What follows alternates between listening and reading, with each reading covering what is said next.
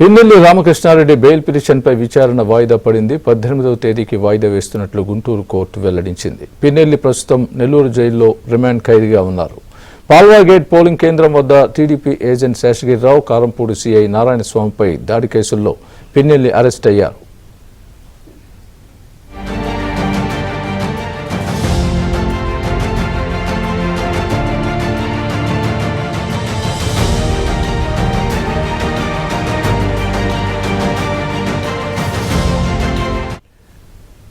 ఇదే అంశానికి సంబంధించి పూర్తి అప్డేట్ మా ప్రతినిధి సాంబశివరావు చెబుతారు.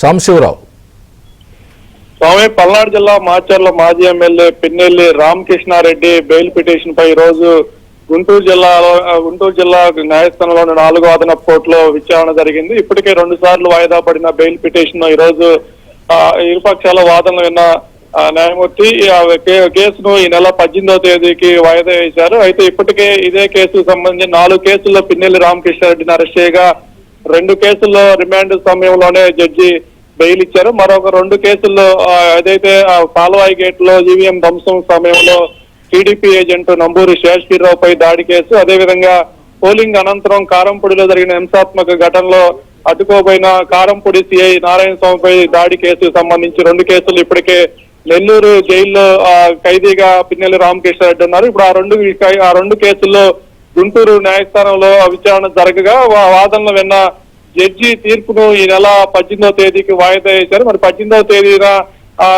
బెయిల్ వస్తుందా లేక రిమాండ్ ను పొడిగిస్తాడనేది కూడా ఒక రకమైన ఉత్కంఠ అయితే నెలకొని